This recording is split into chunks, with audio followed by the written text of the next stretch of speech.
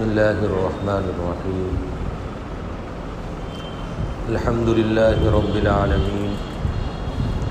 والصلاة والسلام علی سید المرسلین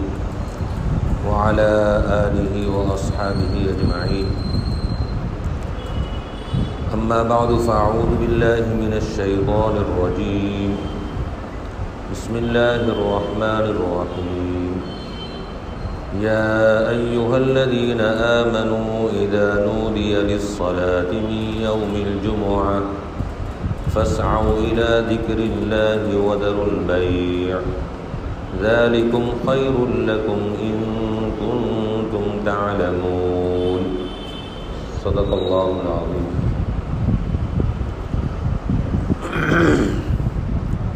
محترم حضرات، اللہ جل شانہ نے سال کے 12 مہینوں میں رمضان المبارک کو فضیلت عطا فرمائی. اسی طرح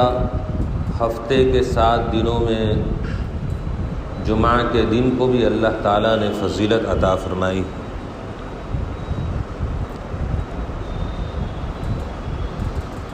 حدیث شریف میں آتا ہے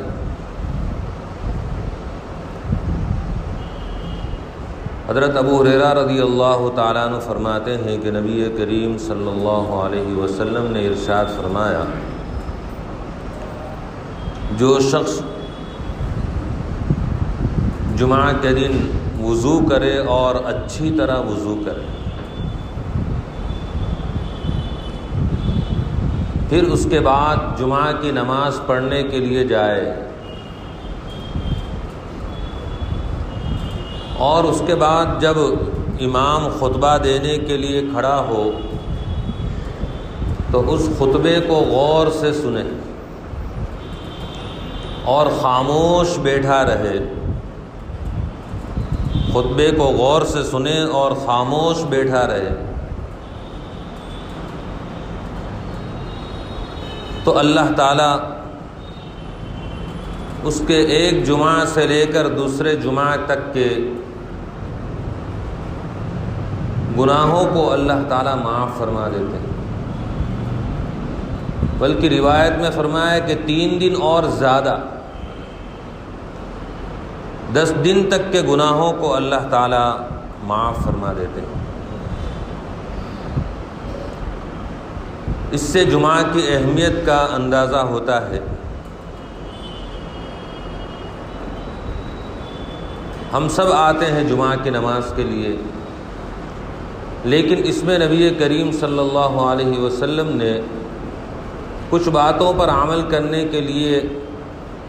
ہمیں کہا کہ پہلی بات نبی کریم صلی اللہ علیہ وسلم نے فرمائی، من توضأ فأحسن الوضوء. جمعہ کے دن جو شخص وضو کرے اور اچھی طرح وضو کرے،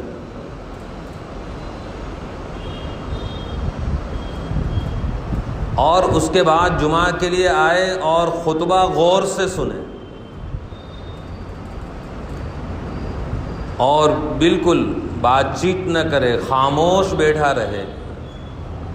یہ کچھ عمل بتائے، اس پر پھر یہ فضیلت نبی کریم صلی اللہ علیہ وسلم نے بیان فرمائی کہ ایک جمعہ سے لے کر دوسرے جمعہ تک ہی نہیں، 3 دن اور زیادہ تک کے اللہ تعالیٰ اس کے گناہوں کو معاف فرما دیتے ہیں. چنانچہ پہلی بات جو نبی کریم صلی اللہ علیہ وسلم نے جو خاص بیان فرمائی، جس کی طرف توجہ دلائی، وہ من توضأ فأحسن الوضوء، وضو کرے اور اچھی طرح وضو کرے. چنانچہ مسلم شریف کی روایت حضرت ابو ہریرہ رضی اللہ تعالیٰ عنہ سے کہ حضرت ابو ہریرہ رضی اللہ تعالیٰ عنہ فرماتے ہیں، نبی کریم صلی اللہ علیہ وسلم نے فرمایا کہ جو شخص 3 باتوں کا اہتمام کر لے، 3 باتوں پر عمل کر لے، تو اللہ تعالیٰ اس کے گناہوں کو مٹا دیتے ہیں اور درجات کو بلند کرتے ہیں. ہم میں سے کون ایسا ہوگا جس سے گناہ سرزد نہیں ہوتے ہیں؟ اور ہم میں سے کون ہوگا جو یہ نہ چاہتا ہو کہ جنت کے اندر اس کے درجات خوب بڑھیں؟ اب گناہوں کی معافی اور درجات کی بلندی کے لیے نبی کریم صلی اللہ علیہ وسلم نے 3 عمل بتلائے۔ اس میں جو پہلا عمل نبی کریم صلی اللہ علیہ وسلم نے بتلایا وہ یہی ہے کہ اسباغ الوضوء علی المکارہ۔ آدمی باوجود مشقت کے کہ اس کو وضو کرنے کے اندر مشقت ہے، پانی میں ہاتھ ڈالنا اس کے لیے دشوار ہے، اس کو ناگوار ہے، اس کے لیے مشقت ہے، پھر بھی وہ وضو کو اچھی طرح کرتا ہے، وضو کو مکمل کرتا ہے۔ ایسا عموماً سردی کے زمانے میں ہوتا ہے کہ جب زیادہ ٹھنڈی ہوتی ہے تو فجر کی نماز میں یا رات کی نمازوں میں پانی میں ہاتھ ڈالنے کو جی نہیں چاہتا، آدمی کو ناگوار ہوتا ہے، مشقت ہوتی ہے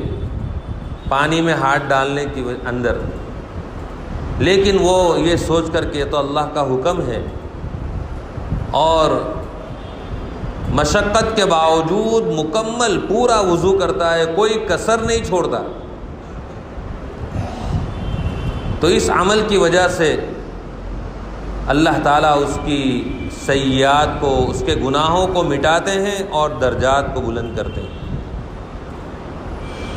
تو اسباغ الوضوء علی المکارہ۔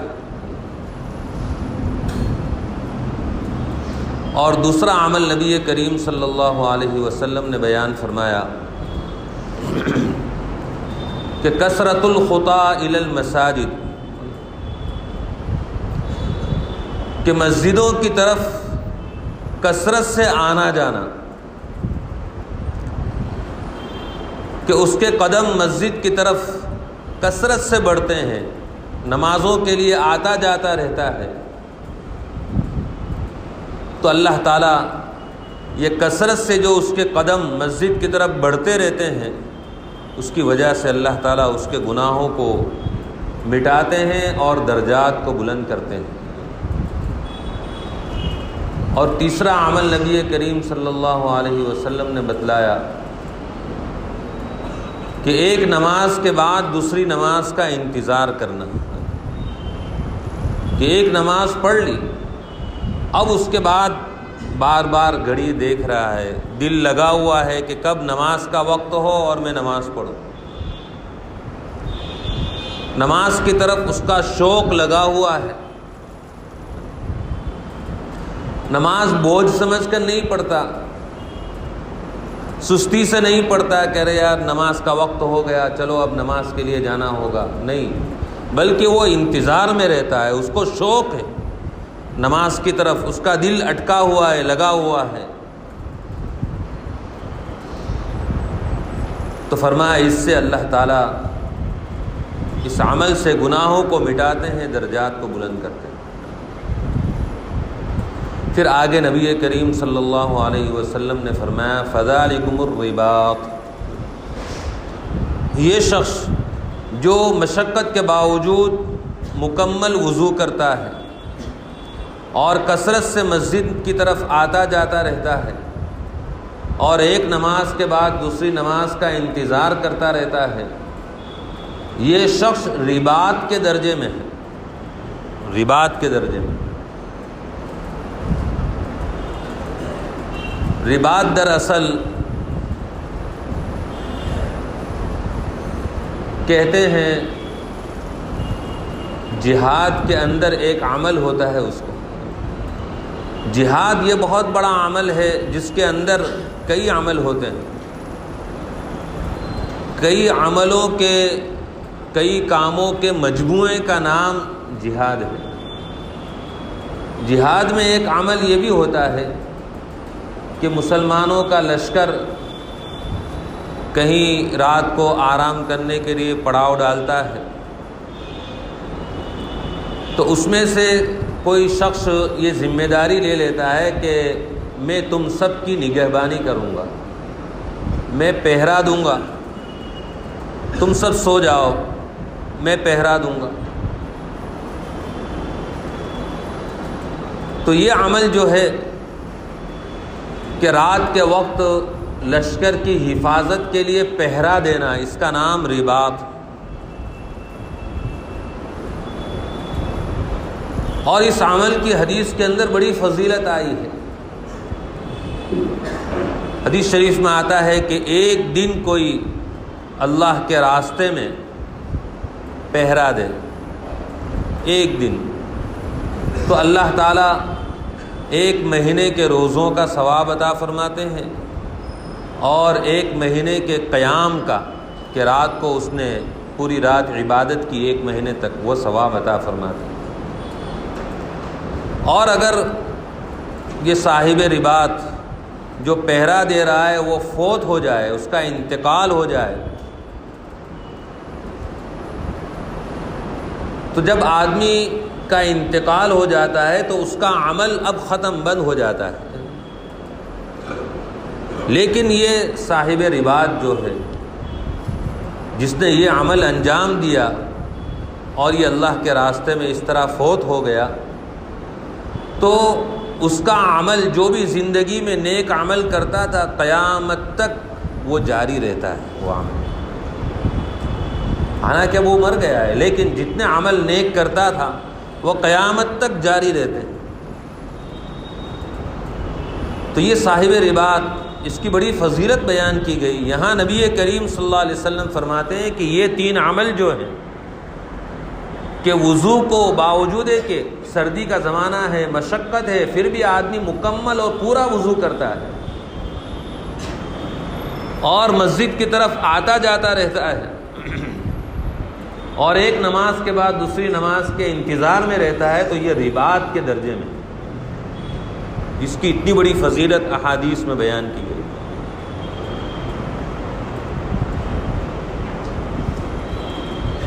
تو یہ دونوں حدیثیں جو ابھی آپ کے سامنے پیش کی، جس سے معلوم ہوتا ہے کہ وضو یہ بہت اہم عمل ہے، یہ سرسری کرنے کی چیز نہیں ہے، جس کے بڑے فضائل بیان کیے گئے۔ اسی لیے صحابہ کرام رضی اللہ تعالیٰ عنہ اجمعین نے نبی کریم صلی اللہ علیہ وسلم سے وضو سیکھا، اور پھر اپنے بعد والوں کو انہوں نے باقاعدہ سکھایا۔